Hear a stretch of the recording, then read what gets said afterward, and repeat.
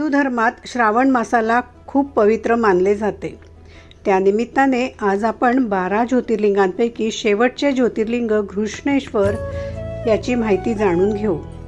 घृष्णेश्वर म्हणजे घृष्णेचा ईश्वर, ज्योती म्हणजे तेज आणि लिंग म्हणजे सर्व शक्तिमानाचे तेजस्वी चिन्ह।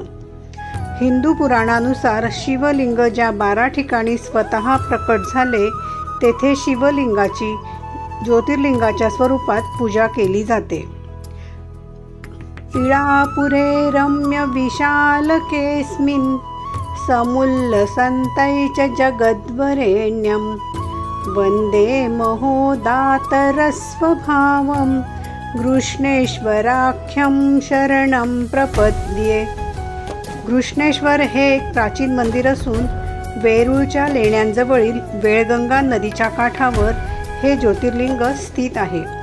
शिवपुराण, स्कंदपुराण, रामायण, महाभारत यासारख्या ग्रंथांमध्ये या ठिकाणांचे उल्लेख आढळतात।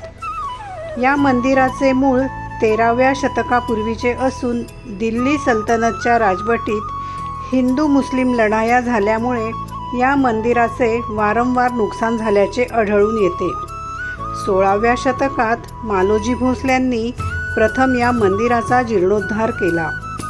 पुन्हा 1730 मध्ये मल्हारराव होळकरांच्या पत्नी गौतमीबाईंनी हे मंदिर बांधले होते।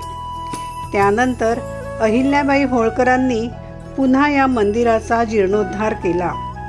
या मंदिराचे बांधकाम 44,400 चौरस फूट क्षेत्रात पसरलेले आहे। हे बांधकाम लाल रंगाच्या दगडात केलेले असून त्यामध्ये विष्णूचे दशावतार दाखवणाऱ्या मूर्ती कोरल्या आहेत। मंदिरावर सुवर्णाने मढवलेले तांब्याचे कलश आहे। हे ज्योतिर्लिंग पूर्वाभिमुख असून गाभाऱ्यासमोर सभा मंडपात भला मोठा नंदी आहे आणि पवित्र कासवही तेथे दिसून येते। मंदिरापासून 500 मीटर अंतरावर शिवालय तीर्थ नावाचे कुंड आहे। या ज्योतिर्लिंगाच्या बाबतीत काही आख्यायिका आहेत।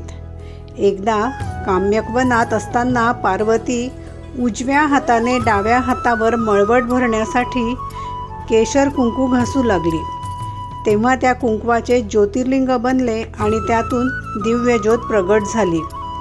ती दिव्य ज्योत एका पाषाणी लिंगात बंद करून त्याची प्रतिष्ठापना केली। घर्षणातून हे लिंग उत्पन्न झाल्यामुळे त्याला घृष्णेश्वर नाव पडले असावे। घृष्णेश्वर ज्योतिर्लिंगाचा इतिहास पती-पत्नी सुधर्म आणि सुदेहाच्या कथेपासून सुरू होतो। त्यांचे वैवाहिक जीवन सुखी समाधानी होते, परंतु हे दाम्पत्य मुलाच्या सुखापासून वंचित होते।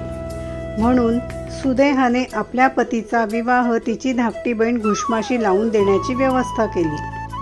कालांतराने घुष्माने एका सुंदर मुलाला जन्म दिला, परंतु सुदेहाच्या विचारात मत्सराची बीजे अंकुरू लागली।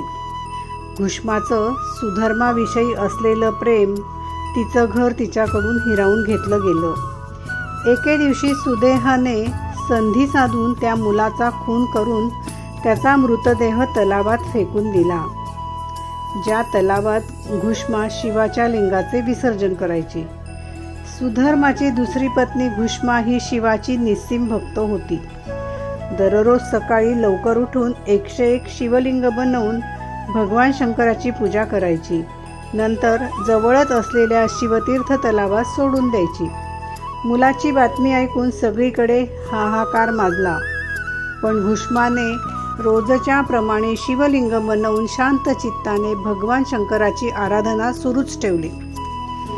तलावात शिवलिंगाचे विसर्जन करायला गेली तेव्हा तिचा मुलगा तलावातून जिवंत बाहेर आला। त्याचवेळी भगवान शिवाने घुष्माला दर्शन दिले। तिची भक्ती पाहून भगवान शंकर प्रसन्न झाले। भोलेनाथ सुदेहाच्या या कृतीने क्रोधित झाले। त्यांना सुदेहाला शिक्षा द्यायची आणि घुष्माला वरदान द्यायचे होते, परंतु घुष्माने सुदेहाला क्षमा करण्याची विनंती केली आणि लोकांच्या कल्याणासाठी भगवान शंकरांना येथे निवास करण्याची प्रार्थना केली। घुष्माची विनंती मान्य करून भोलेनाथ शिवलिंगाच्या रूपाने तेथे राहू लागले आणि हे स्थान घृष्णेश्वर ज्योतिर्लिंग म्हणून प्रसिद्ध झाले। धन्यवाद।